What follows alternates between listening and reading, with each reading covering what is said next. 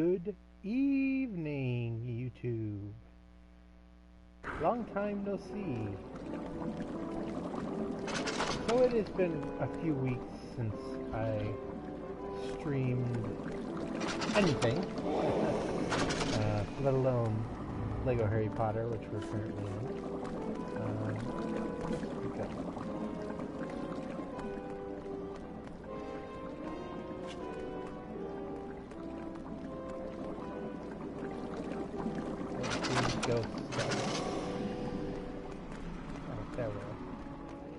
Anywho, so it's been a while.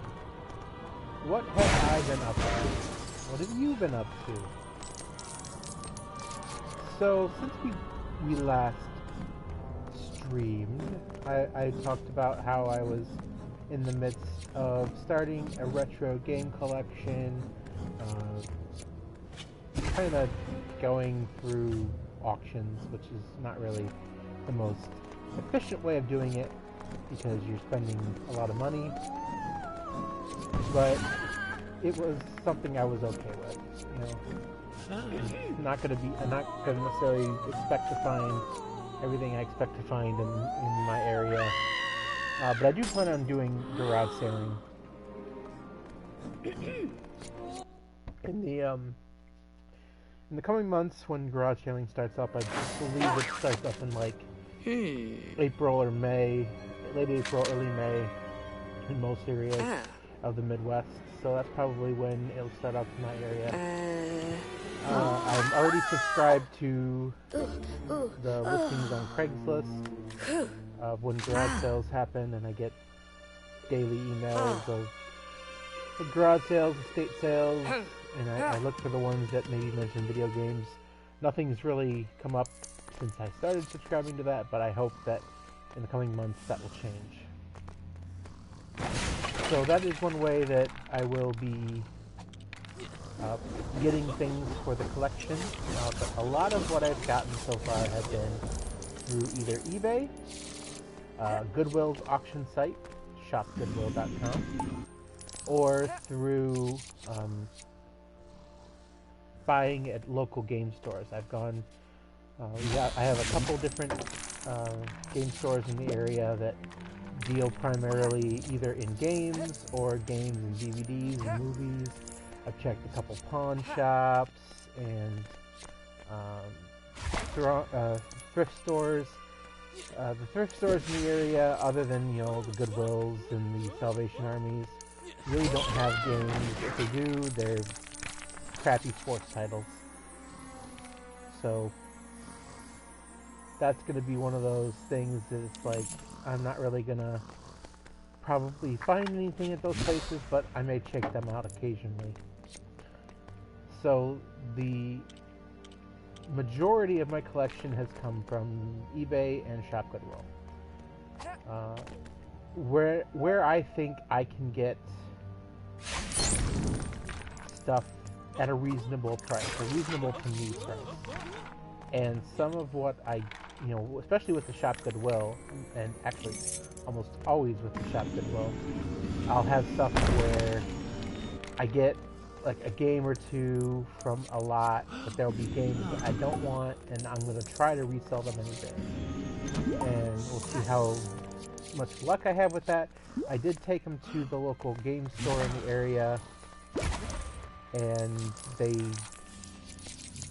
didn't want to even give me close, even remotely close to what I paid for them back, which I wasn't expecting to get 100%, but I also wasn't expecting to get like 20% of what I paid back. Only 20% of what I paid back. So that's a no. Like, for example, I took like 15 box, almost, some of them complete in box, some of them not necessarily complete in box, like just box and cart Genesis games, which I valued them at like well over $100 if you were to sell them on eBay.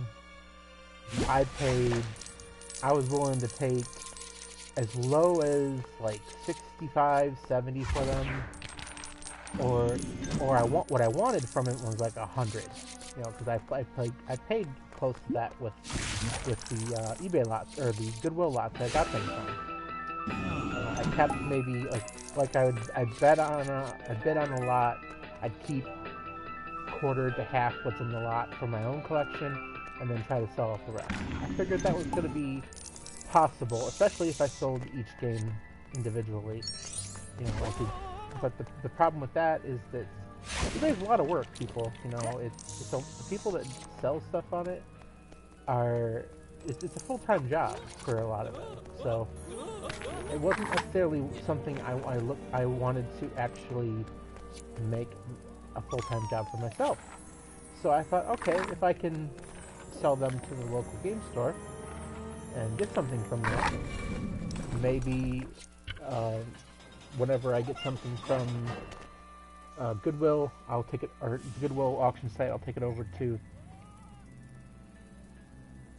excuse me, I had a drink there, take it over to my local game store and get something out of it. And that still will be my, oh my god, I haven't sold these on eBay, and I've tried, and I need to get something back for them. That will be my end-all solution. I'll take them to the store, I'll take what they're willing to give me as trade, because I'll probably buy games from that store, since I've done that before, and probably will do again. But I didn't want to feel like I was getting, I don't want to say getting shafted, because I know they have to make money from what I'm giving them. But even if they were, and I think what really screwed me on it was he said that they take not only the eBay average, but the average on Amazon, which Amazon is not a great place to be comparing game prices, because people on Amazon, you know, on eBay, people are a bit more accurate in defining if it's just cart, or if it's box and cart, or if it's complete box. Amazon, not so much, because Amazon really doesn't care about that shit. So I did not think that was a good place, a source to be taking game prices from. But hey, you know, they're good people. I like their store. I shop at their store. And this guy was he's just a worker. You know, he's just told, this is what you do. So it's unfortunate that happened. It's not going to change my views of the store. I'll still shop there. It's just like, oh darn, I wanted to get more than what you're willing to give me, and it's a shame that I can't get what I'm looking for. So I took a bunch of the cart-only games for the Genesis that I've gotten, and I've put them up on eBay, and I'm selling them in a lot. I'm hoping to get, well, I set it to a minimum price that I wanted, and I'm hoping that I'll get that. If I don't, then I might be willing to sell the carts individually and just have to deal with constantly going to the post office and whatnot, sending these games out.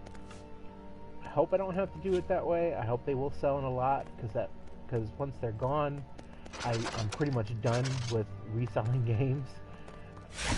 I was really stupid when I started, and I was like, oh, I can easily get rid of these games I don't want. Let me just buy, you know,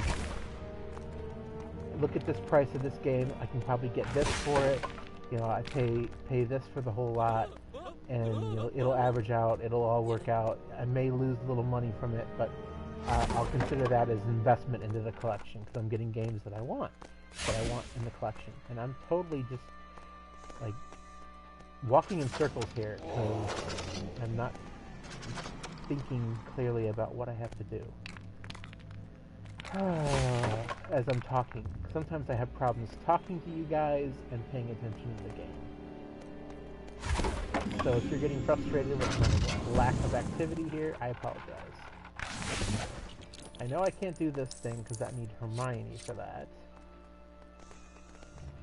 I can't do that because I need strength. I guess I have to use ridiculous on the spider here. Yeah, come on, guy.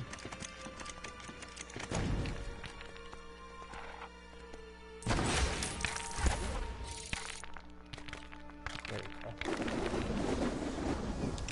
So I was pretty stupid with that, and I learned my lesson. It was an unfortunately rather expensive lesson, but you live and you learn. Maybe I'll get most of my money back from that. Maybe I won't. You know, it's always possible that I won't sell this stuff on eBay, and I'll end up having to sell this in for trading credit at that video game store. It's not GameStop. I'm not talking GameStop here. I'm talking about a local store that deals in like used games, used DVDs. They're like a GameStop, but they're nicer. They're good people.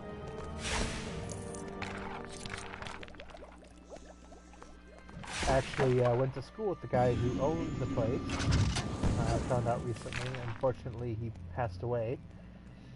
And when I saw that he passed away, I'm like, oh, I know, you know, he's the owner of the store I go to. It's called Replay, and I looked him up on Facebook because that's where I was on Replay's own Facebook page where it mentioned that he'd passed away, and I looked him up on Facebook, and I recognized him. So I'm like, oh, I went to school with this guy. He was actually 2 years in front of me in high school. And somehow I never saw him, or I don't ever recall having seen him in the store when I've been in there. Maybe I did see him and I don't remember, but it's unfortunate that he passed away. He's young too, like I'm 32, so he's like at least 33, 34.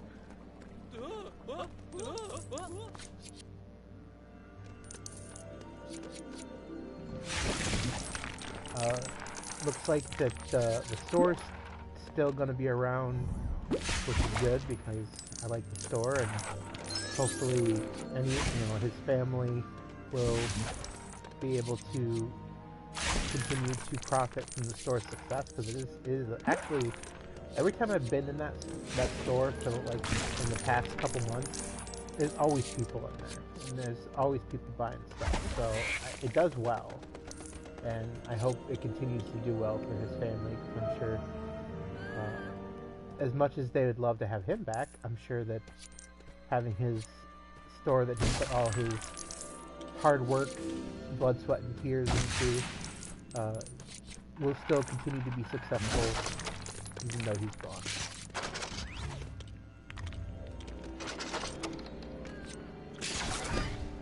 And I think he had a partner with the store, so the partner's probably still going to run it, and that's how it'll remain open.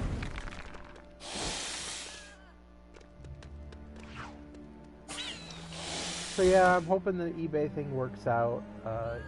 If it doesn't, I don't know. I don't know what else I can really do. I tried Craigslist, and I sold. So I took a number of the cart-only games and a few Nintendo-only games that I had, and I posted them to Facebook, in addition to putting them on Craigslist. And the very first day I put them up, I had 3 sales, which was encouraging. And it may be something I might go back to again later, just because I might even be willing to shift the games off to somebody, and it'll be a little bit easier than eBay, because then I have direct contact with that person. I know their Facebook profiles, so, and also I can send it through PayPal, which will ensure that I get paid for what I'm selling, and they're protected in case something happens, like it gets lost in shipping or whatnot. So, like the very first, like within 5 minutes of putting the post up, one of my friends was like, "Hey, I want to get some games for my daughter," and I'm like, "Yeah, cool. I mean, we can definitely do that." He and I share an account, and like I pay him for it, and he's like, I'll take these 3 games for, you know, payment for that account. I'm like, okay, cool, yeah, we'll do that. And I'm like, that's great, you know.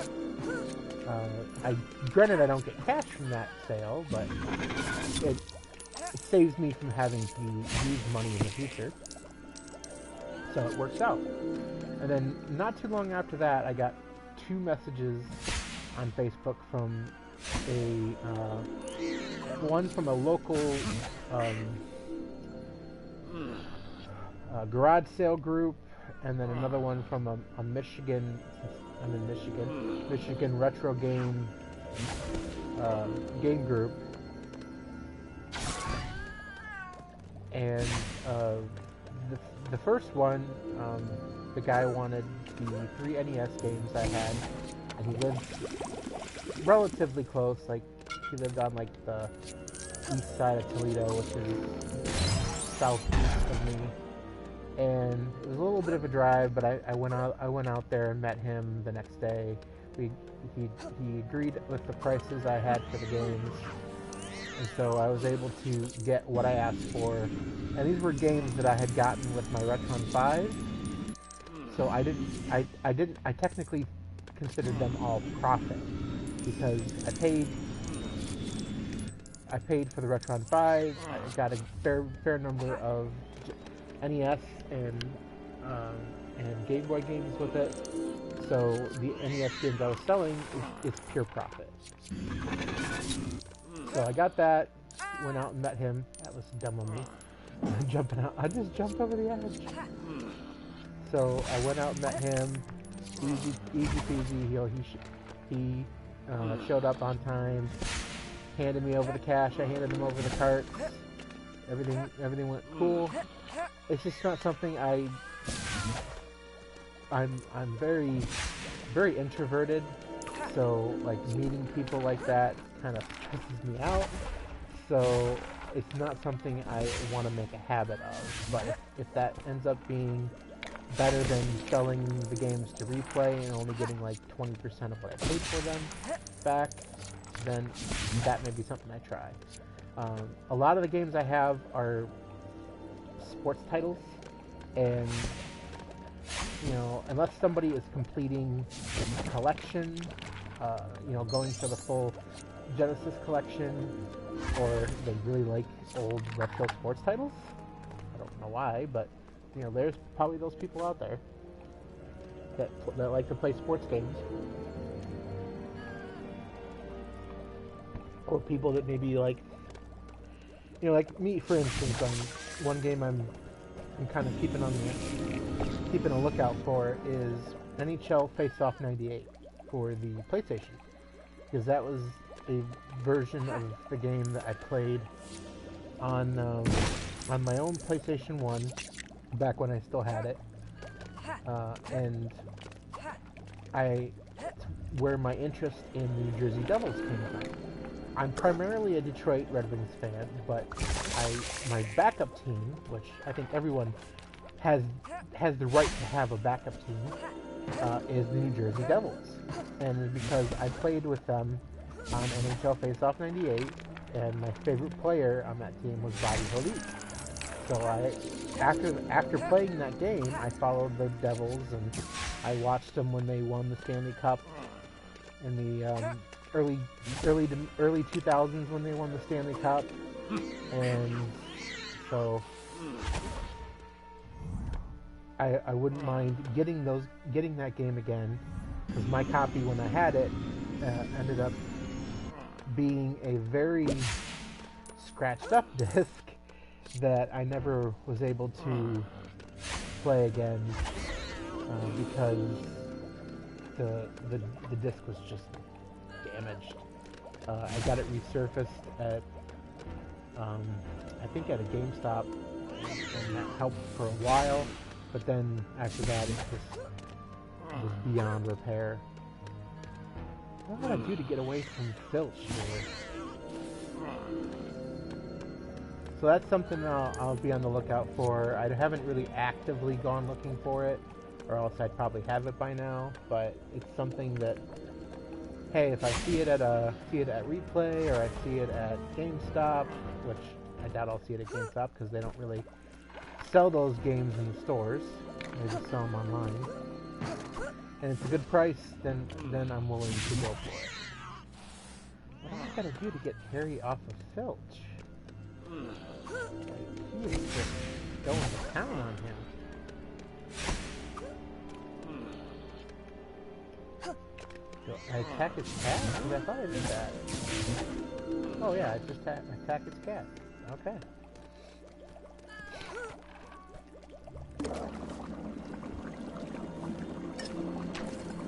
But one game that I really wanted to get, and I did find a copy of, and I had to pay a bit for it, was Toe Jam and Earl for the Genesis. I love Toe Jam and Earl. It is one of my favorite games, and it's not a very cheap game for the Genesis. At the very least, the game is probably $50 to $70 a piece if you get it on eBay.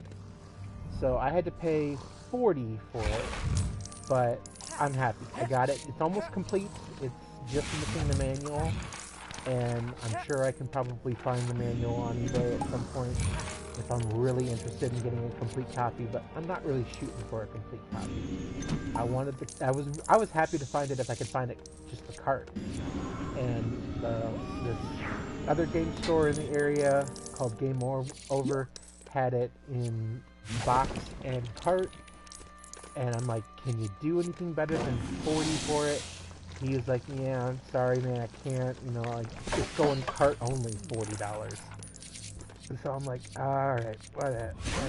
It would take me a long time to try to get, hope to get one like on a Goodwill lot, and somebody would probably fight me for it, so I would eventually end up paying that much anyway, so why don't I just get it now and splurge a little.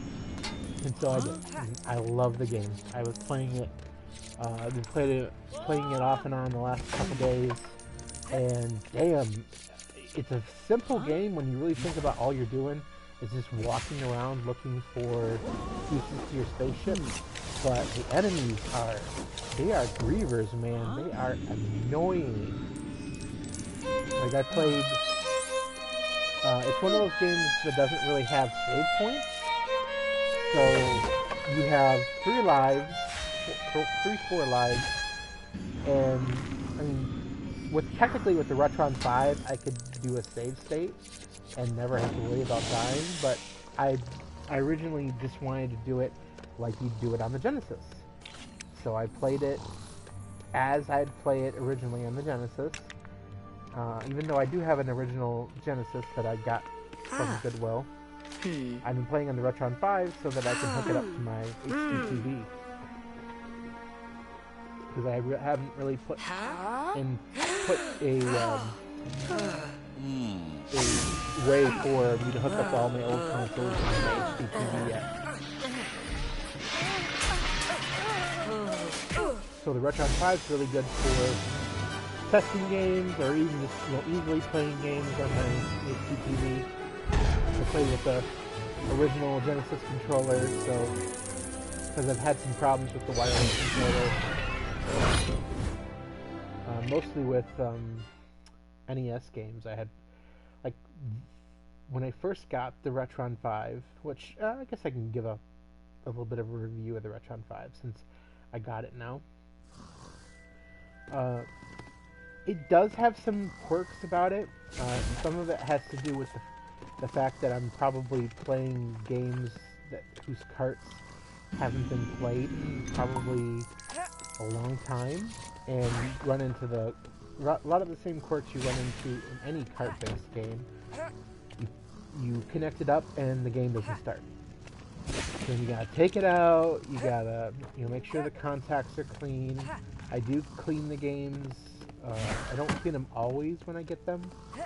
When I go to sell them, I do clean them because I think that's just rude not to, because you want the game to work perfectly as soon as the person gets them.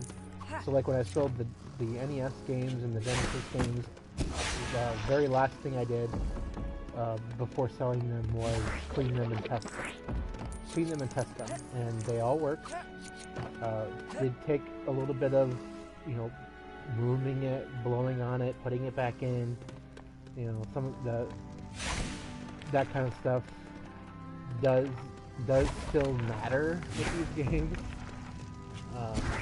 You have to be careful when you're blowing on it that you're not, blowing spit and food particles onto the game. So it's always best to kind of do it at an angle so that all you're getting is the air, so it cleans off the dust particles or whatever may still be left from when you clean the game. So once I get the game seated properly and it reads the ROM, because that's essentially how the Retron 5 works, is it dumps the data from the ROM chip inside the game cartridge and basically runs it as an emulator.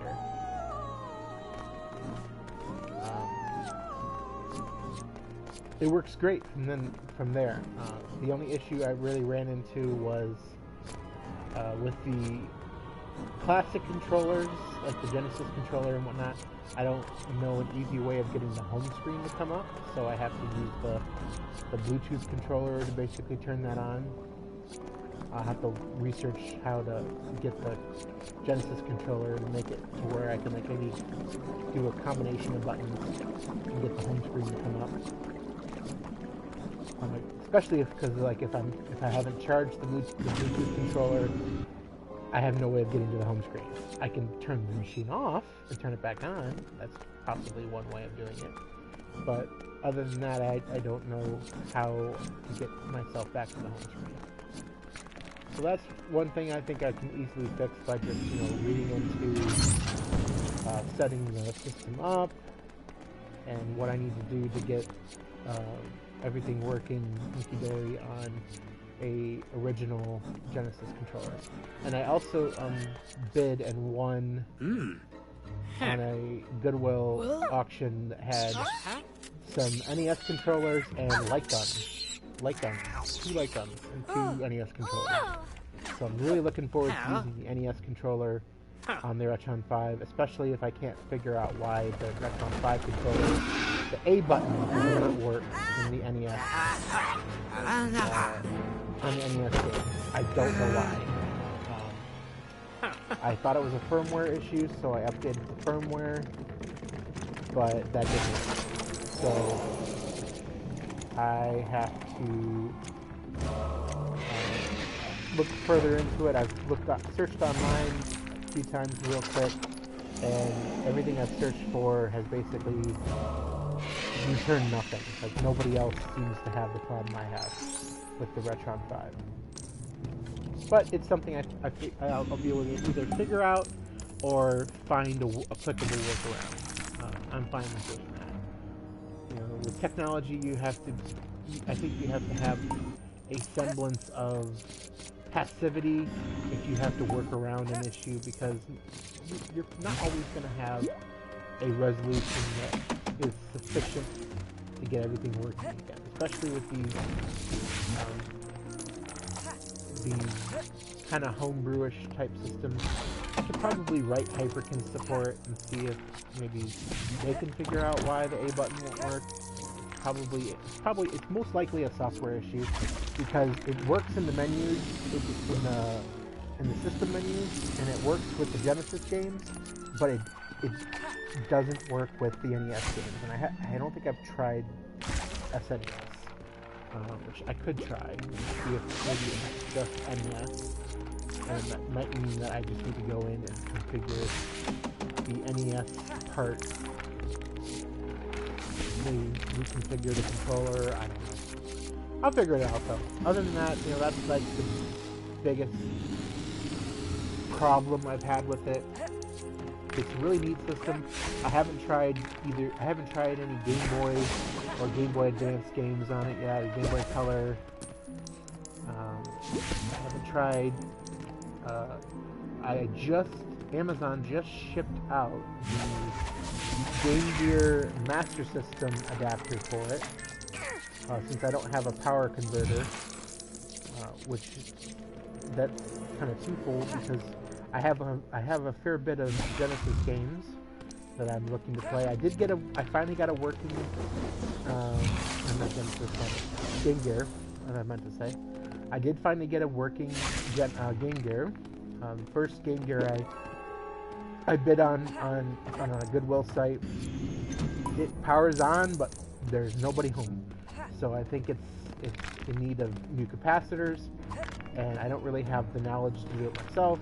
So I bid on one on eBay that I knew had it was working, and the guy actually told me it's had its oh, thanks. Yeah.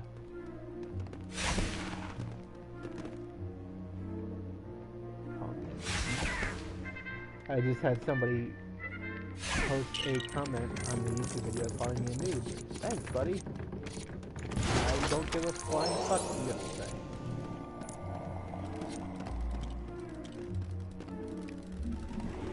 Get to the right.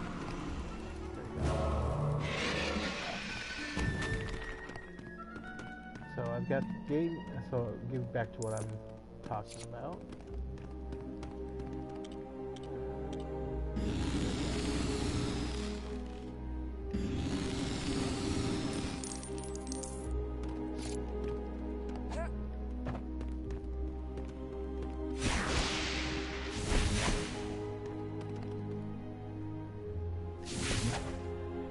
So yeah, so I've got the adapter coming for the Master System, Genesis.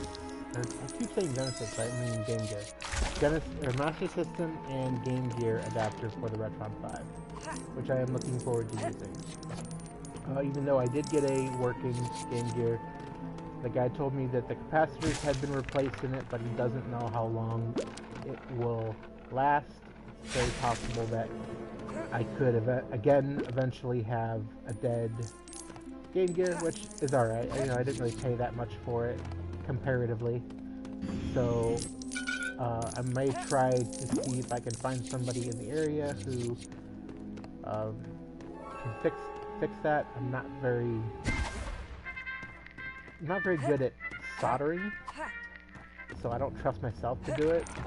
Although it may be something I might keep trying to teach myself, especially if I can, since it's probably really cheap to do.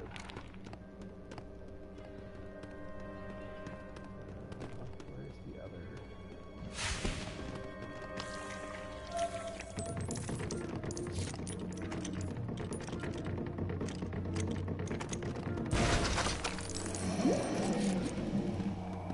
Back up. Come on, Harry, get back up. Come on, you can do it. No, you can do it, Harry. Come on.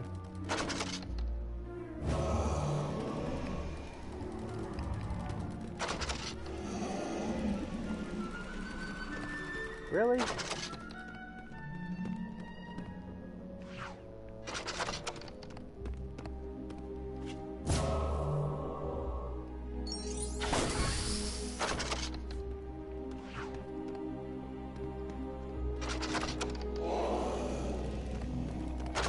I don't understand why I'm supposed to do it with Harry.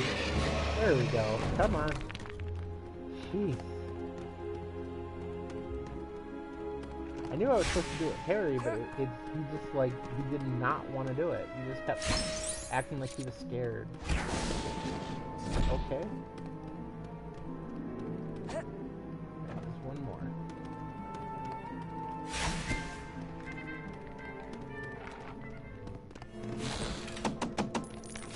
There is the last one.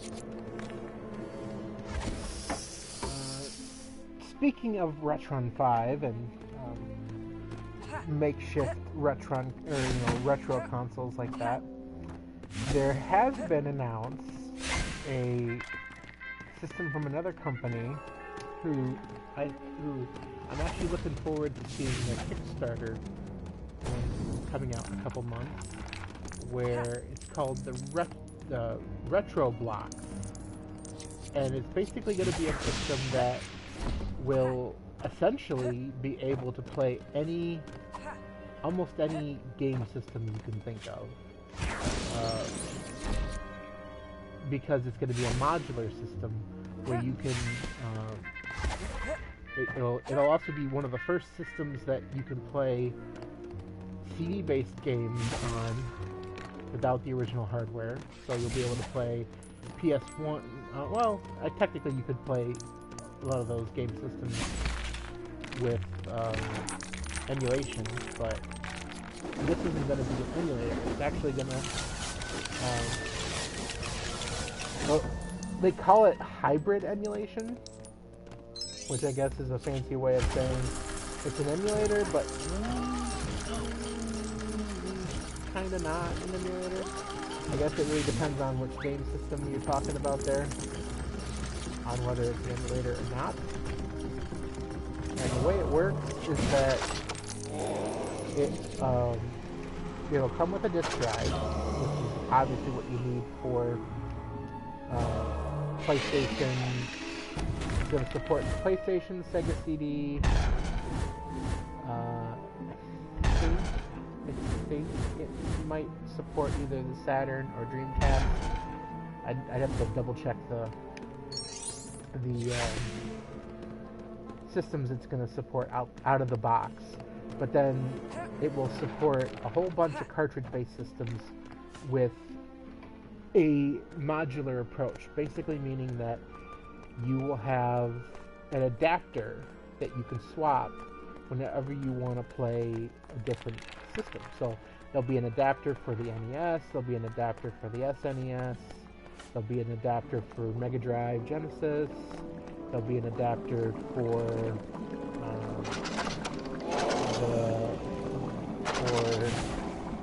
actually, let me pull it up here.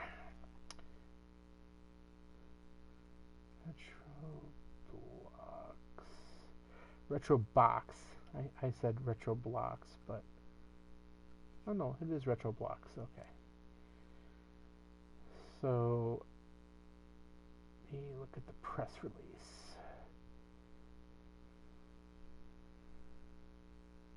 So these are the systems that it's going to support, I believe, pretty much day one. When it becomes available, which is supposed to be sometime later this year. They're going to have a Kickstarter in April to fund the system, and these are basically the systems it's going to support via a module or via its CD/DVD drive. Now there's the Element module, which is, I don't know if this is going to be an element, if this is going to be one module that supports all of these systems, or if they're calling it element modules because they'll be the ones that are going to be available from the start.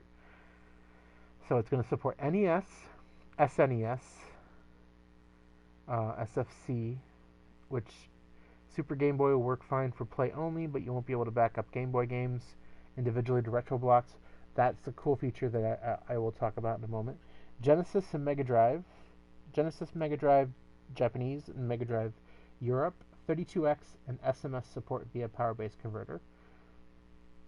So 32X, I think you're going to need the actual 32X from the actual original 32X adapter. onto it. I'm not sure how that will work since it won't be a actual Genesis. So I'd be curious to know, because I do have a couple 32X games. I do have a 32X. I just actually got it, and I've tested it. Just finally got all the cables I needed for it, and I just tested it, and it does work. Works kind of clunkily, and that may be a talk for another day. Atari 2600 and it says 7800 isn't currently not confirmed for support, but will be vetted and confirmed before Kickstarter campaign in April. So essentially, I guess you could say they just use a 7800 module, because I believe the 7800 supported playing both the 2600 and 7800 games, and then PC Engine, TurboGrafx 16, Super Graphics. But that says via element modules. So again, I don't know if it's going to be one module that plays all of these particular carts, or if it's going to be these are going to be the modules that are going to be available at launch. You have to pick and choose which ones you want. So if that ends up being the case, I'll probably get NES, SNES, and Genesis, or I might, I might just get one of them, because I can technically use the Retron 5 for any one of those three. But I'm definitely interested in getting the retro blocks for the CD versions, which is the CD DVD drive. More to be announced, but this is what it's going to probably support out of the box day one. PlayStation 1, all regions, which that's pretty cool. There's not going to be any like region limitation. Sega CD, 32X CD, Mega CD. Of course, it's going to support those, because essentially, it's still going to be running the same hardware. PC Engine CD, Super CD-ROM, Arcade CD-ROM, TurboGrafx CD. Those I'm really not that interested in, because don't really have any of those. But if it ends up coming true, or if I end up getting any of those kind of games, then it's good to know that at least it will support it. It's a pretty neat concept. They said they haven't really, of course, announced prices or anything like that. That's all going to be coming when that's all going to be available when the Kickstarter happens. I'll get back to playing here. It's all going to be available when the Kickstarter happens in April. But they did say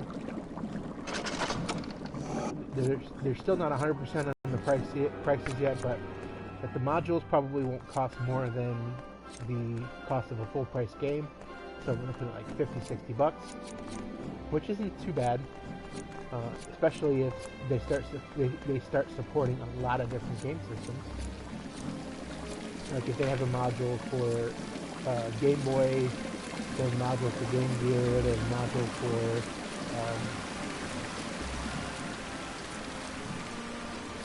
for like Neo Geo Pocket. Some of those more harder to get systems unless you go on eBay and spend lots of money. That might be worth it.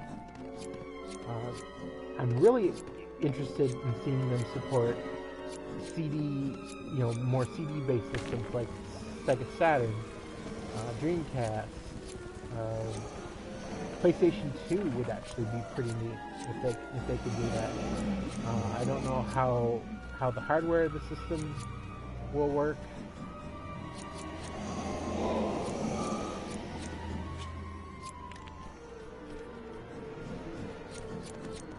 In relation to those games, but that is a hope. So I'm really intrigued and really interested in seeing the Kickstarter for that, and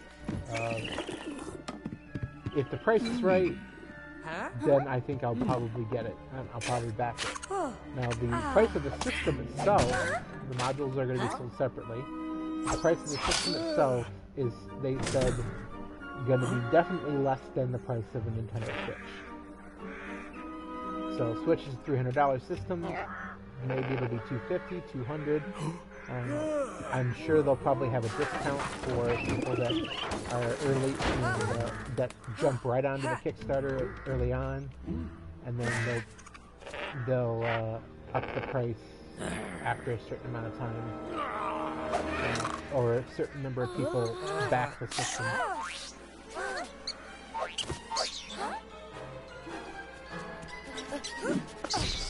The key feature though that I think is going to be really neat is that they said you're going to be able to back up your games to the system. So if you don't want to have to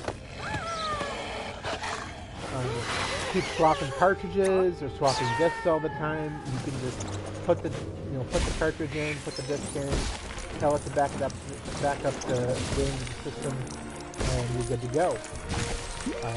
Obviously, with like the third-party adapters like Super Game Boy or the Power Converter or whatever other like adapters they have to play handheld systems, you can't do that. So hopefully they'll build in support for their own Game Boy Advance, Game Boy Color, and maybe they'll even have support for loading your own ROMs that you get from other resources. One of the things, it's kind of a bummer, but it's understandable. They're not going to be able to support the N64 right off the bat because Nintendo actually still has a number of patents that they filed for the N64 and are still active. So that's understandable. They want to stay within the law. They're not going to... why won't you let me dig? Why? I don't know why it won't let me dig.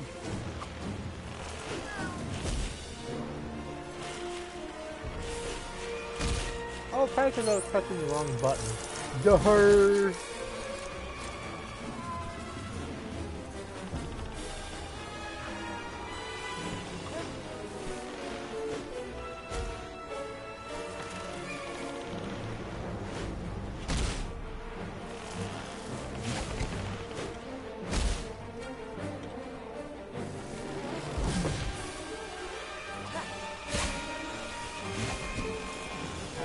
Don't remember what I have to do here.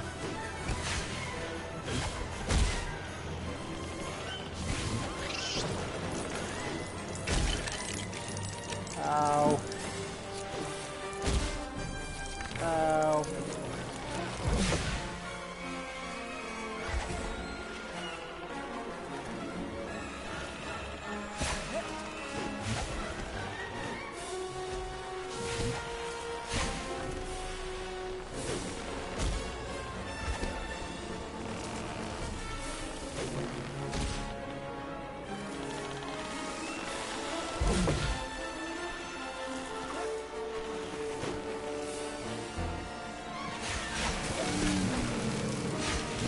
That is what I was supposed to do, apparently. So I basically gotta wait until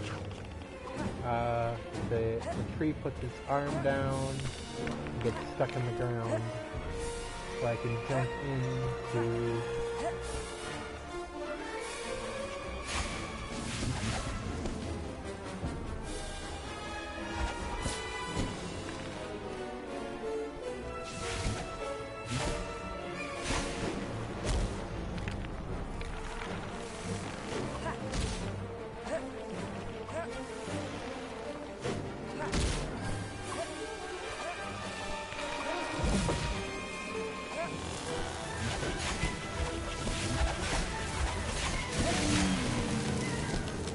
So let's talk a little bit more about like what I've been collecting.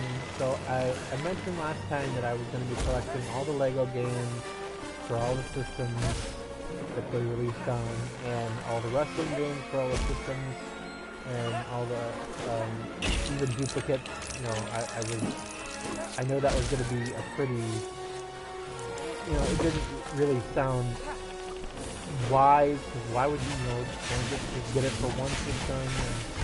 But I wanted to do it for all three systems, or all the systems. So I've done pretty good. Wrestling games is going to be a lot harder because there's like probably 100 different wrestling games across all systems, and there are some I thought I knew about, some that I didn't even know existed. Like there are games that I've gotten on like the Genesis or the Super Nintendo that actually had versions for the Game Boy, which I didn't even know they had. So I'm going to need to find a source that can basically tell me every game, what system they released on, so that when I go looking, I'm not buying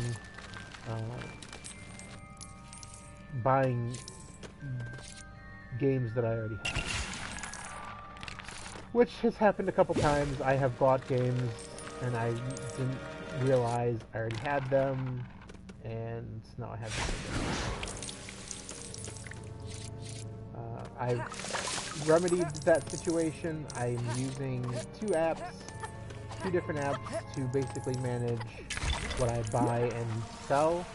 I use Collectors, a video game app, to manage, basically have one spot to have my entire collection, and then I use Pure Gaming. Got like apps for every one of the consoles, all the way up to almost the current generation, and it was a little bit of a hefty price to get them because each console had its own app, and they were like $3 or $4 a piece. But it has a really nice interface, and it has a lot of really good information for helping manage the collection, and it also tells me what basically what the eBay price is going for certain games, so that when I sell them or even I buy them, I then will know, hey, am I buying them for a good price, or am I buying them for a bad price? Am I buying them for a price that's outrageous, and I looked at that app when I went to go get Toe Jam and Earl, and it basically told me if I was overpaying, and like it was saying complete in box was, I think it was $56 at the time. It was saying complete in box was $56. Let me check. But I actually went on eBay and checked eBay, and eBay was actually much higher than that for Toe Jam and Earl. So Toe Jam and Earl, $53 right now is the complete. Cart and manual is $47. Cart alone is $38. So I actually got it for $1 more than just the cart, and I got the box and cart. So the difference between cart and manual is $9. So, and the difference between cart and manual and complete, which I consider to be the difference between having it in the box or not having it in the box, is $6. So $6 for the box. I got it actually for just $1 more for the box. Not a bad deal. So yeah, let's actually. And one of the great things about the app is that you can easily click an eBay icon and it will bring up eBay sales. Like right now, there's a eBay complete in box Toe Jam and Earl with 10 hours and 43 minutes left on the auction, $44.95, and that's the original Toe Jam and Earl. So that would, if I was actually still needing to buy the game, that would be an auction to try. Another auction, looks like it's a buy it now auction, has one for $59.95 complete in box. So $60 for a cart alone is as low as $20. That's an auction that ends in like 4.5 days, so that's probably gonna change. And here's somebody selling the way I got it, which was a box and cart, $54.99 with free shipping. So I definitely got a pretty decent deal out of that, and not too bummed about that. What I'd like to see from here, and I'm just taking a real quick look through, so pardon my pausing the game for a moment. So I'd like to see if I could find one, just the manual. Just to see if I, occasionally people will have just the manuals. And one of the problems with searching eBay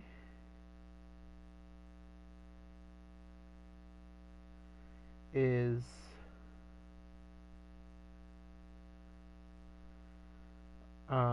especially with ToeJam and Earl, is that you get the second game showing up in your search a lot.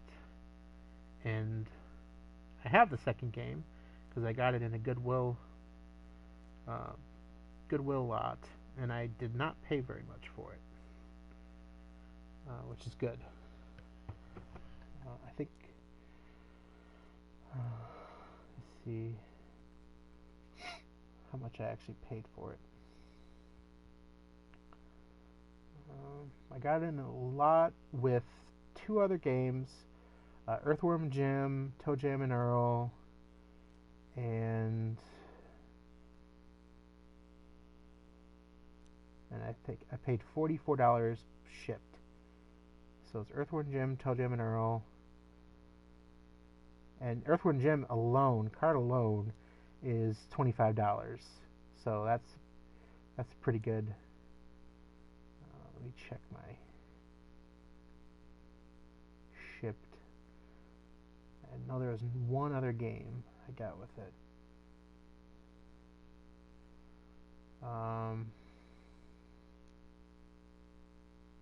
Oh yeah, Shadow Blasters, which is one of the games I'm trying to sell on eBay right now. So Earthworm Jim by itself is, according to my app, I think it said, I'm sorry, Earthworm Jim 2 by itself was $27 for the cart. So I paid $44 for 3 games. Divide that by 3. That's $14 a game. So ToeJam and Earl 2. And this was before I was actually looking in this app at how much they were really going for. The cart is $22, so I got $8 off. Not too bad. For some reason, ToeJam and Earl 2 is just as rare. It's $54 complete. I guess that's, I don't know. I think the first game is more important. It's weird how rarity is defined on these sites that figure out the rarity or the, oh crud, what? I don't have my HUD. So now I will have to, why don't I have my HUD? Awesome. Well, that sucks.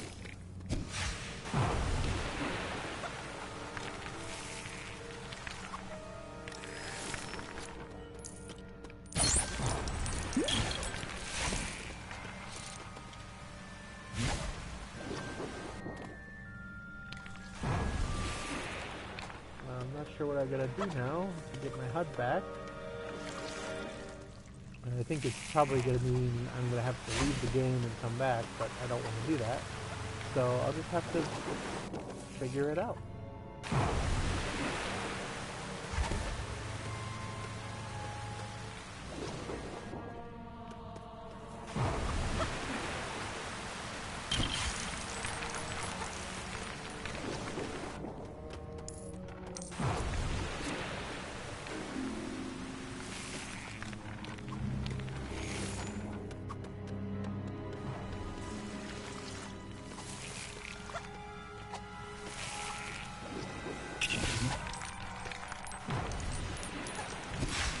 I might have to go to GameFAQs for this one. I am totally lost as to... I'm feeling like a noob right now. That comment from earlier is making me feel very... making it a very appropriate comment, because I'm feeling like a noob.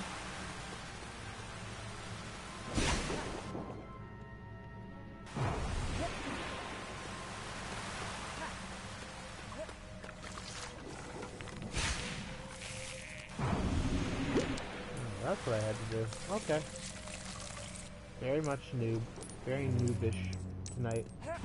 I haven't played this game in a couple weeks, so I'm rusty.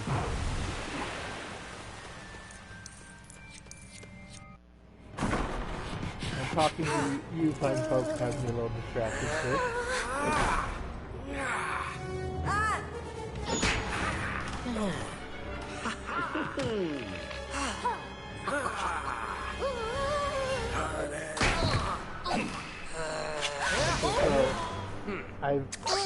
I think I've bought probably most of the Lego games, most of the first 4 or 5 Lego games on most of the systems now. The ones that I don't think I have a whole lot, if any of them, are the newer ones, like the Lego Avengers, Lego Marvel Superheroes. I got Lego Batman 3 on the 3DS. Actually got it twice. Another bout of me not paying attention, and I bid on 2 different auctions for it at like $10 a piece. Thinking, and then when I figured it out that I had been stupid and bid on it twice, and then, oh, somebody will outbid me, and I'll be okay. That didn't end up happening. Apparently, nobody really wanted to buy a copy of Lego Batman 3 for the Nintendo 3DS. Which I don't know why, because that was actually a pretty good game. At least I remember it being it's a good game when I played it on the PS4. Maybe it's not so good for the 3DS.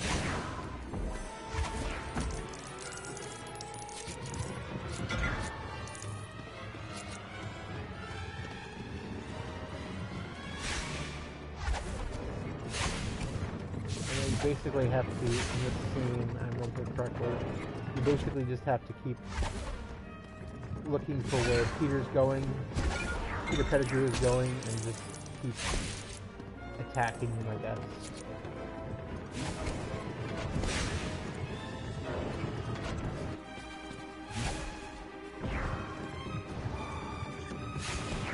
Keep hitting him until all his hiding places are gone.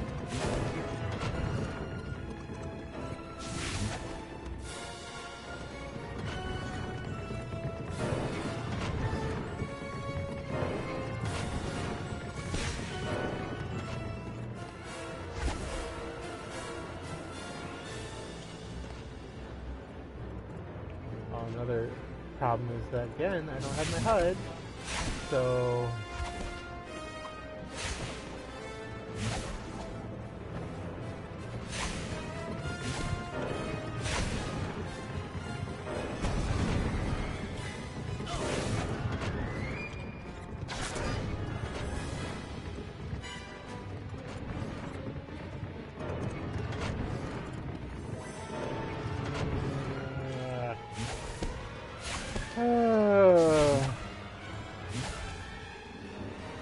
pretty much have like shot something at every.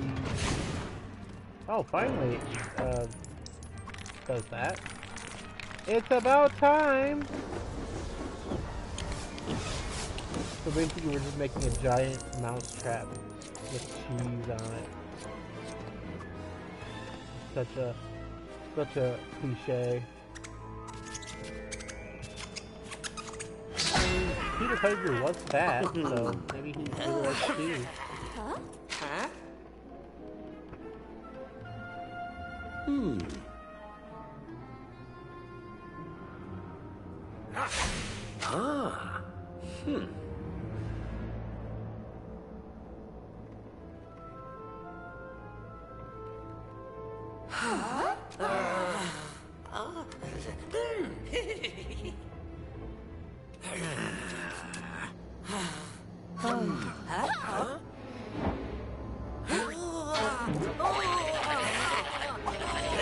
So other than the Lego games, I've been still buying the wrestling games. Got a few Wii and a few PS2, one or two 360 games. I get them from GameStop mostly because buying them on eBay or Goodwill or any of that stuff is probably a waste of your money because you're gonna get about the same prices as you would get them from GameStop, but then you're paying shipping onto that. So it's not really worth getting those from eBay unless you're just missing one game and you can't find it at your local GameStop.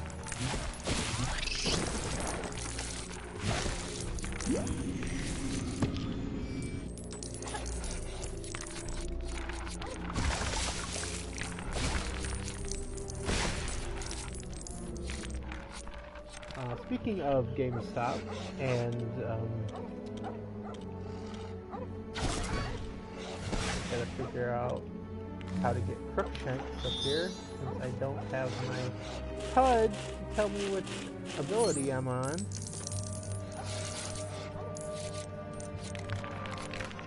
there an option that I can turn the HUD off and turn it back on?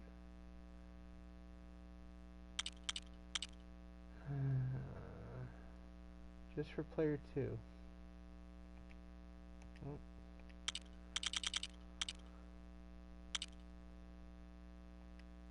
Alright.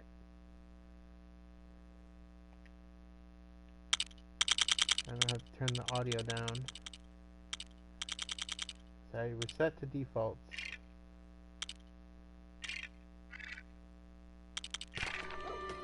Nope, that didn't work. Okay. I'm just gonna have to live with it. It's not the first time it's happened, but it's annoying.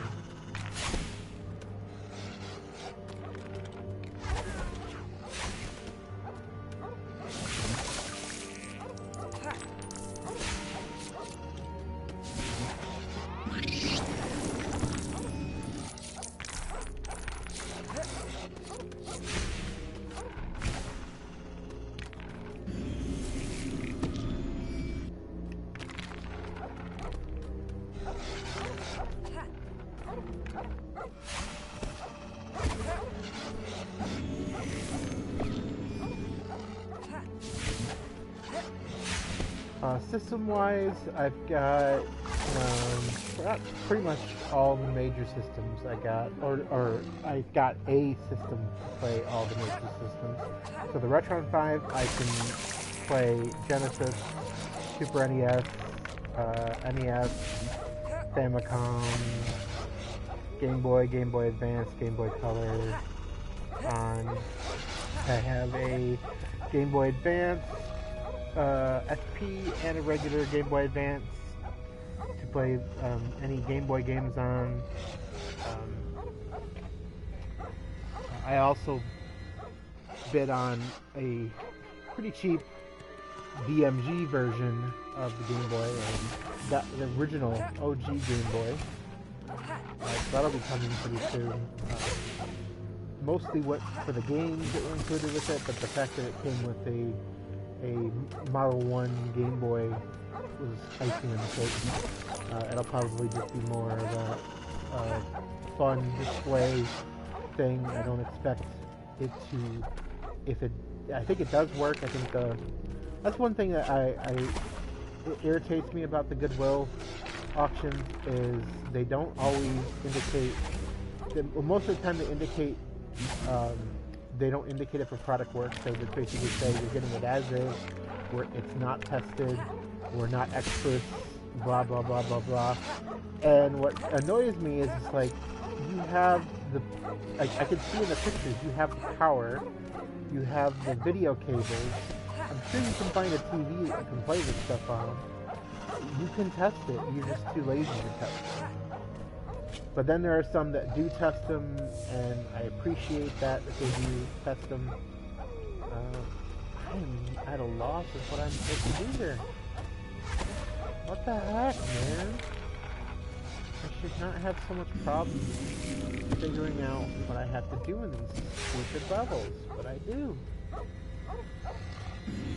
Obviously, I gotta get over to the other side, but something has to get me, like...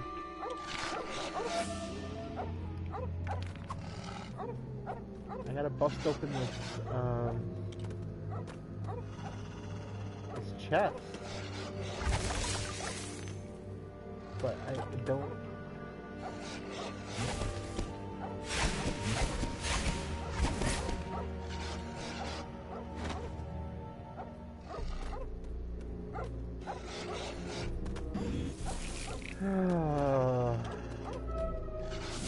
This got me annoyed.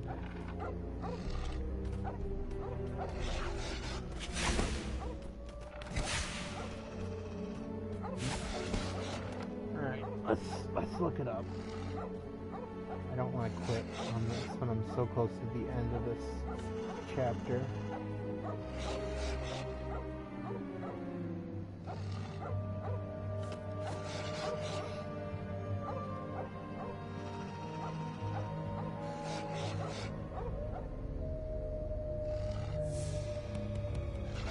Walk through, I look up.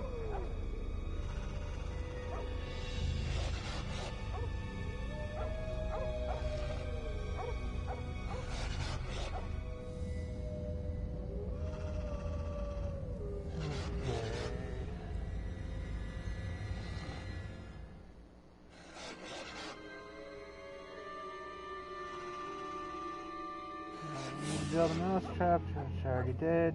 Destroy the plant to get parts for stairs. Dig up culture. I need to make a potion. Okay, how did...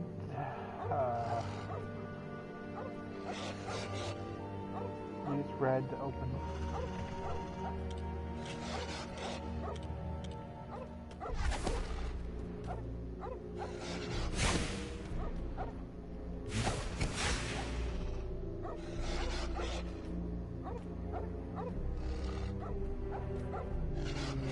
Okay. So it just says destroy the plant to get parts for stairs, which... Okay. How do I destroy the plant? I've tried... No, I don't need Crookshank.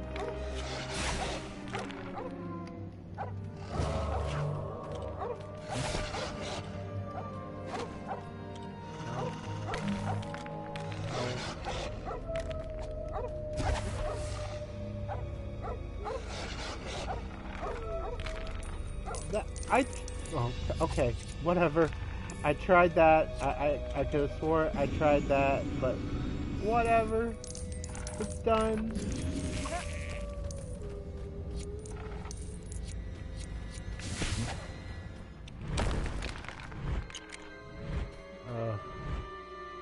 Sometimes, man, I swear this game just irritates you for no reason.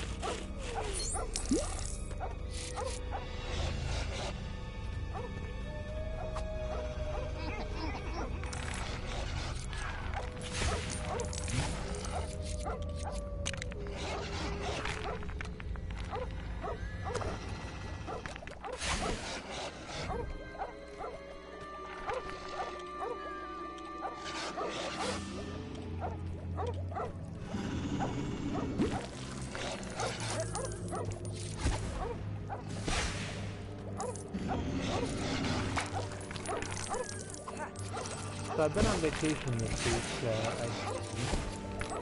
I've been working a lot for like the last year.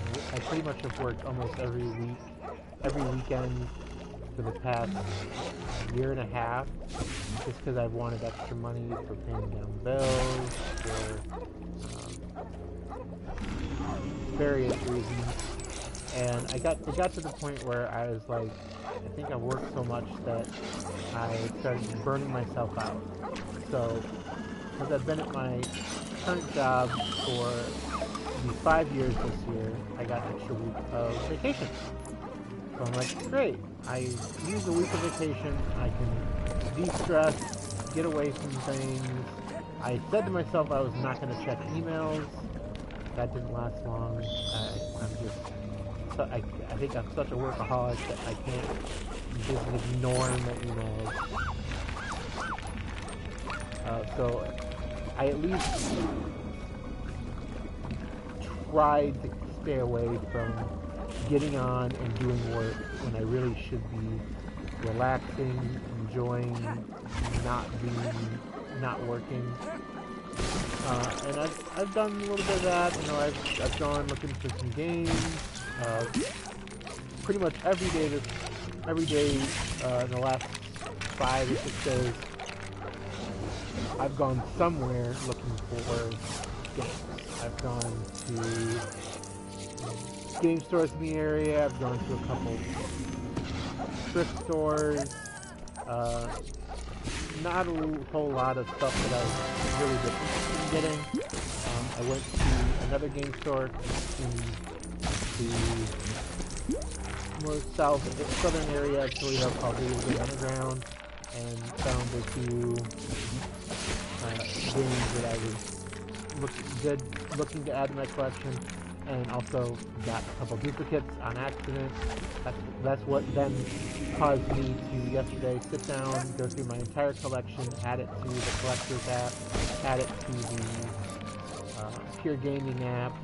So now I'll be able to check either one of those apps and hopefully not buy duplicates again, because it's a waste of money. I had that problem when I was buying Star Wars books. I'd every now and then buy a duplicate, and it's like, it's a waste of money. Even if it's only a couple dollars, it's still a waste of money. A couple dollars I could have put on another game, or a couple dollars I could have not spent on games. A couple dollars less in debt.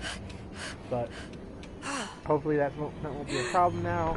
I'll have everything in. I originally was going to just do it all in the Pure Gaming app, but then I'm like, you know, they don't have one for the 360, they don't have one for the Wii U, they don't have one for the PS4, I don't think they have one for the PS3 either.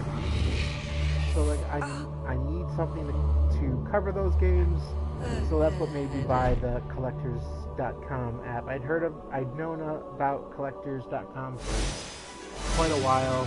I had used their book app and their movie app before when I was trying to manage my collections there and keep track of things there. But I stopped doing that, so I haven't used them in a while. But I'm like, yeah, I know the company, and the iOS version of the app was cheaper than buying the.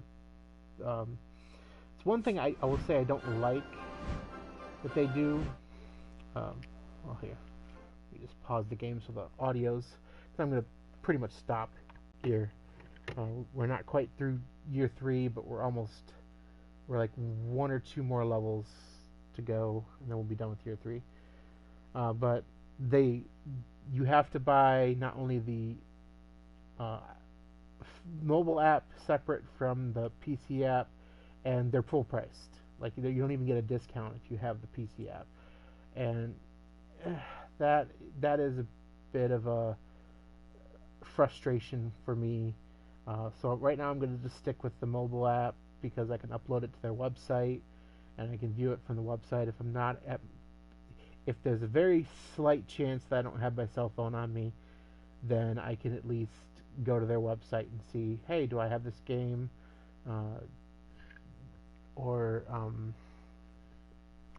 or I can use the Pure Gaming app, and I'll try to keep both of them updated with everything that I have.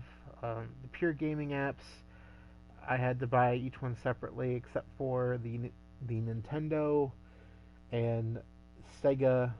They had bundles for both of those, but the bundles didn't include all of them. It included like the Nintendo bundle included all the major ones like GameCube, um, NES, SNES.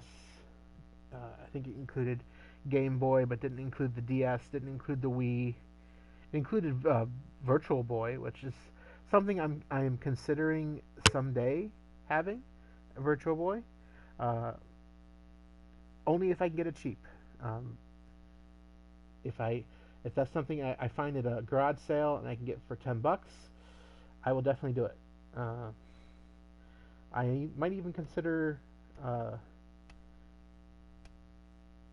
messaging my cousin and saying, "Hey, do you still have your Virtual Boy?" Because I know he had one. Because that's how I actually got to use a Virtual Boy. Because my cousin had it. Since I remember before, my cousin pretty much had every console under the sun when I was a kid. I haven't checked to see if he has any of his consoles still. But if he does have his Virtual Boy, I would consider buying it from him if at a good price. I might even consider going higher than I would normally get from a stranger, just because he's family and uh, don't want to undercut him on it if he's willing to sell it. Which I don't think he would be willing to sell it if he still has it. Um, but certainly doesn't hurt to ask. Uh, and I might do that. But the Virtual Boy is actually, what I hear, is actually a decent system to collect for, because there's not very many games. There's a a dozen, maybe like 15 or so games for it. It did not last long.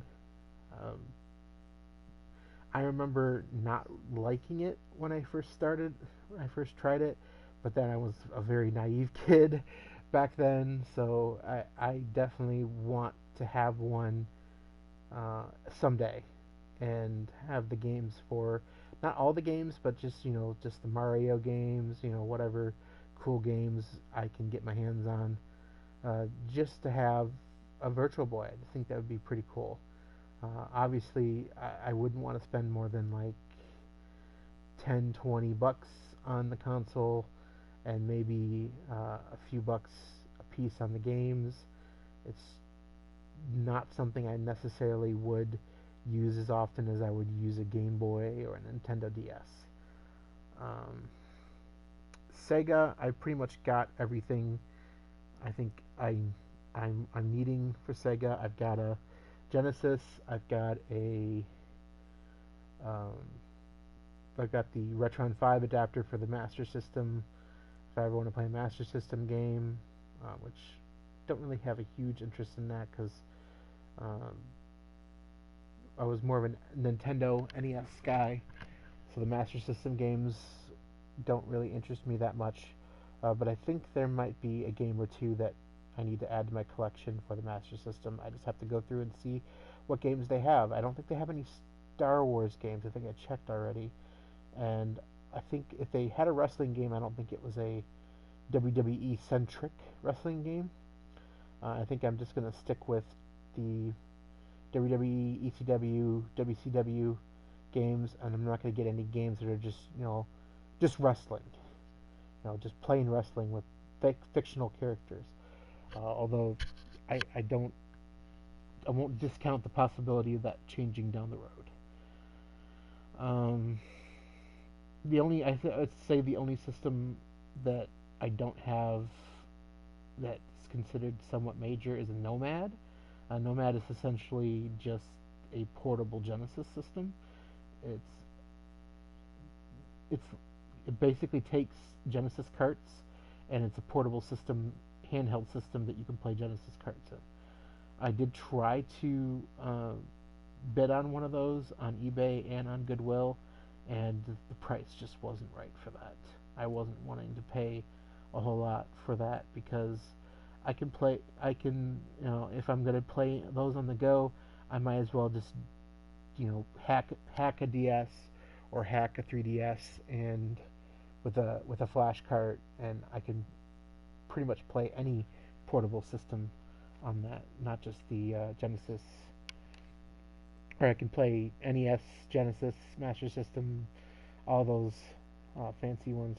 Used to have a flash cart for my 3DS, but the firmware upgrades from Nintendo basically turned it into a unusable card, and I misplaced what I did with it. It might still be with my 3DS. I'll have to figure out what I did with it when I moved. I know I saw it. I just don't know what I did with it because it's in a Nintendo bag, so I know I have it.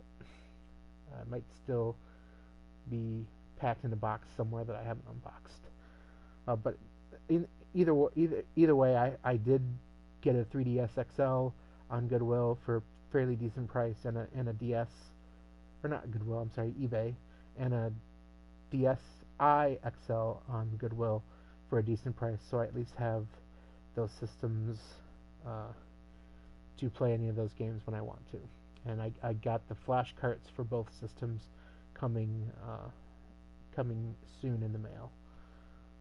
An upgraded flash cart for the 3DS that it purportedly works on all on the most recent firmware for the 3DS, and hopefully with the Switch coming out, Nintendo won't be worried too much about flash carts, and they won't update the firmware to break those vulnerabilities that allow them to use flash carts. And of course, they're not going to update the DS anymore, so the DS will most likely work infinitum. I did get a PSP only because, even though I already had one, the one I had was kind of beaten up.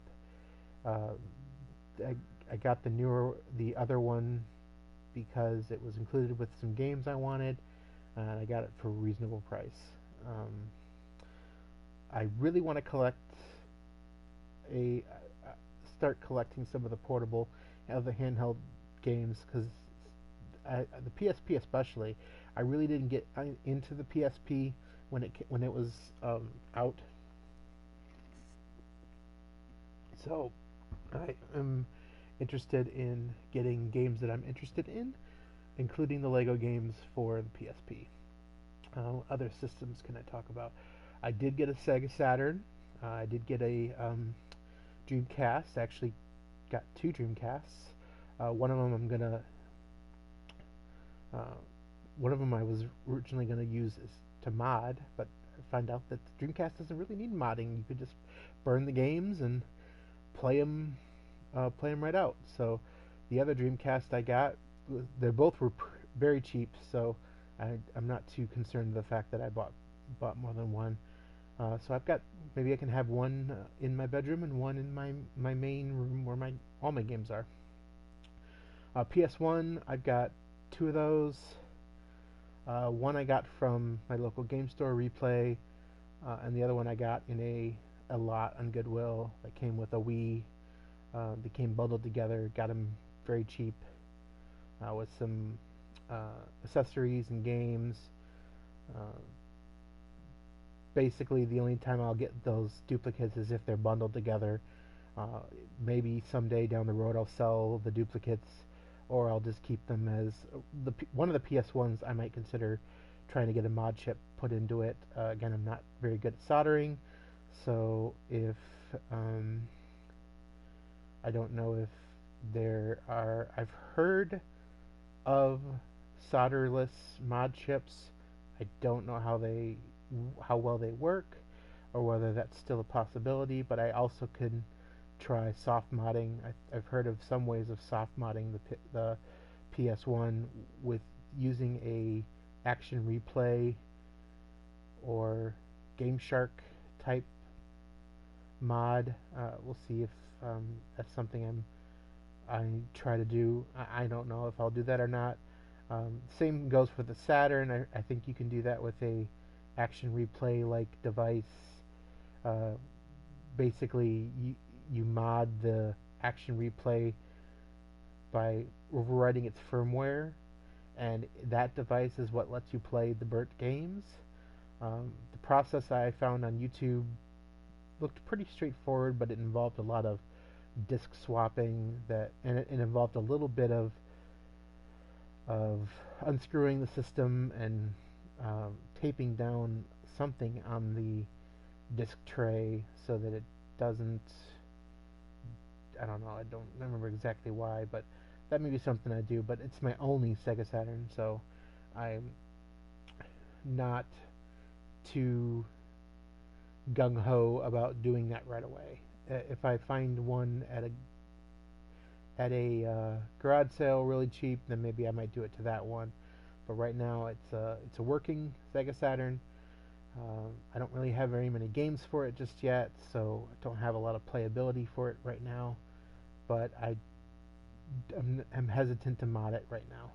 I may see if I can play some Sega Saturn games through emulation, or just be patient and wait. I could even possibly buy a modded one on eBay if I can get it for a good price, but I looked at modded systems on eBay and they were 50 plus for like systems like the Saturn or the PS1, and that's just way outside my price range. Um, if I go garage sailing, I am going to go garage sailing this spring and summer, and if I find that I can get a Sega Saturn cheap, 10, 20 bucks the most, then I can look about uh, doing the modding process with Game Shark or Action Replay. I don't think Game Shark made a device for the Saturn. Like I said, I got a Dreamcast. Eager to try out burned games with that. I'll have to go out and buy some CDRs. I haven't really burned CDRs in a long time, so I need to go out and get some. I got a PS2. Like I said a long time ago, I sold my PS2 back when GameStop were still accepting PS2s. I sold it. I think I got 40, 50 bucks for it. Um, so I bought one on Goodwill, got it for a lot less than I sold my old PS2 for, which is good. I think it's a fat PS2, so I might consider getting a network adapter slash hard drive adapter, because I have seen that you can load ISO images to a SD card using those devices, and I could play PS2 games that I don't have physical games for. PS3 I already have. I've had a PS3 for probably a few years now. It's a PS3 Slim, so unfortunately it doesn't play PS2 games, which is why I got the PS2. But the and then Xbox, I got an original Xbox I just got from Replay.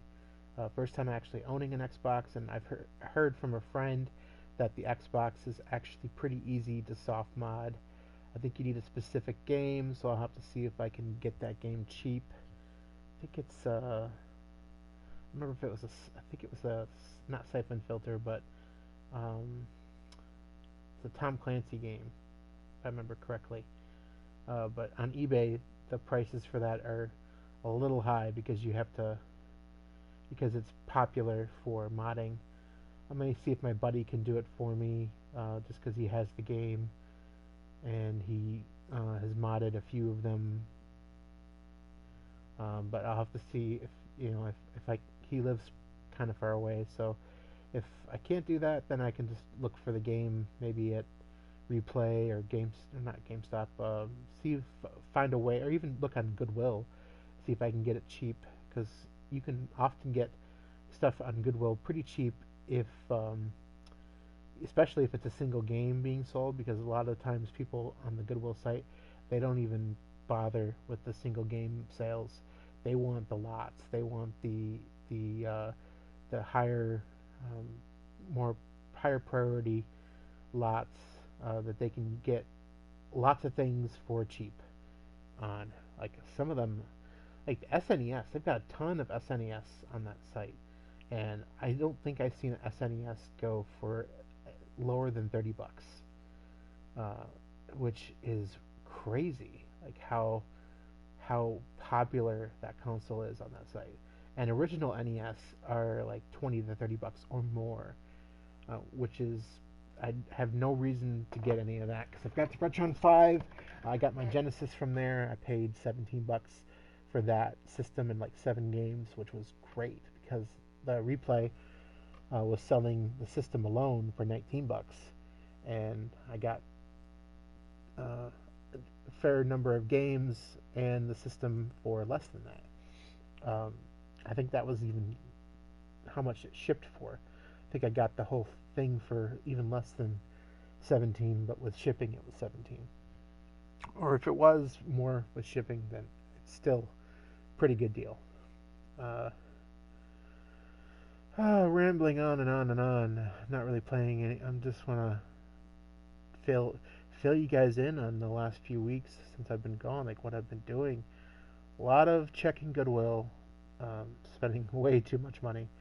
But when you're game collecting, especially when you're online game collecting, you either are going to, and this might happen to me.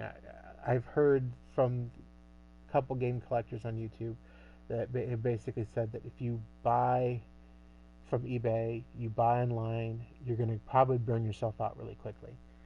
And I think that could probably happen to me, but I don't see myself selling my collection anytime soon. I will make up the money I've spent on this somehow, whether it be in enjoyment and getting my money's worth that way, or selling off the games that maybe I don't end up playing and making a little bit of money back, which I'm trying to do with the Genesis games. A lot of the Genesis carts that I got in these lots, like a lot of sports games. I've got like 3 or 4 copies of Aladdin, which I might as well just keep one of the copies of Aladdin since I have so many copies of them. I do have that copy of Earthworm Jim 2. I considered possibly keeping it because it did look like a kind of a fun game, but if I can really get $27 from it, I want to try to do that. A fair number of box games that I just box sports games or box games that I wasn't interested in, and we'll see if I can get something from them. If I can sell all this stuff for $150, maybe $200 at the most, I'll be happy. That should at least recoup a good portion of what I paid for, and I could probably even recoup almost all of what I paid for a lot of this stuff. If you factor in, if you take out the cost of the games that I kept from the equation. So yeah, already have a PS4, obviously, which I'm talking to you from. I did bid on a Wii U, but I have a feeling I'm going to get outbid, even if it means by $1. I don't want to. I'm kind of teetering back and forth between I want it, I don't want it, I want it, I don't want it, I want it, I don't want it. So if I get outbid, I'm just gonna stop and say nope. I'm not gonna even if it's by $1. Let that person have it. They want it more than I do. More power to you. If you're collecting for the Wii U, go right ahead. I've got a Switch. I've pre-ordered a Switch. I'm hoping that a lot of the games I want to play for the Wii U will get ported to the Switch. Nintendo has said that they are going to port a fair bit of their first-party Wii U games to the Switch. I don't think there's any games for the Wii U that's not from Nintendo that I really want to play that badly. Splatoon is coming to the Switch, so I think that would have probably been one of the only games that I really would have want to played on the Wii U. Like the biggest games I would want to play, like Super Mario Brothers, the Super Mario Brother Wii U game, Mario Maker I got for the 3DS, so I think I'll be happy with the 3DS version. I may get the Switch version. It's inevitable. There'll be a Switch version for of Mario Maker. And any other games, I can just hold out for the Wii U going down to like the Wii prices. Like you can get a Nintendo Wii for less than $50 easily. So if the Wii U can get down to that price eventually, that probably will be when I buy into it, if I ever buy into it. Like I said, I already got a 3DS and a DS. I get Game Boys.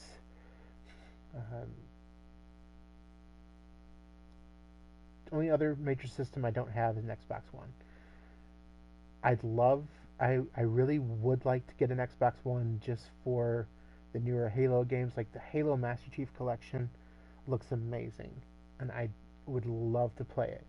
But I'm not going to buy a system specifically just to play Halo Wars 2 and Master Chief Collection. Not at least $200 or more for that system. Just not happening. Probably going to have to wait until long after the Xbox One has probably been replaced by the Xbox 2 or whatever they end up calling the next, or whatever they end up calling this Project Scorpio, which is, I'm assuming, going to be the successor to the Xbox One. So yeah, I think I'm going to stop here. I've been rambling for quite some time. If you've watched this whole video, you get a gold star, because damn, I have talked a lot. I have rambled a lot. I have played some of the game badly, but I have done mostly rambling. So if you've watched the video, comment, subscribe, give me a thumbs up. Do like Hugo Sec and call me a noob. I don't care. I do this for me. I don't really expect to have an established YouTube audience of any kind. Just something fun to do. It gives me something to ramble on about, get my thoughts out there on things. Whether somebody watches it or not eventually is not why I do this. But hey, if you do listen or watch, more likely watch, and you agree or disagree with what I have to say, or you just want to say something, feel free. I will respond accordingly to the comments, unless you're a troll, and I probably won't respond to trolls, because never respond to trolls. Don't feed the trolls. But thanks again for watching, and I'll catch you guys later.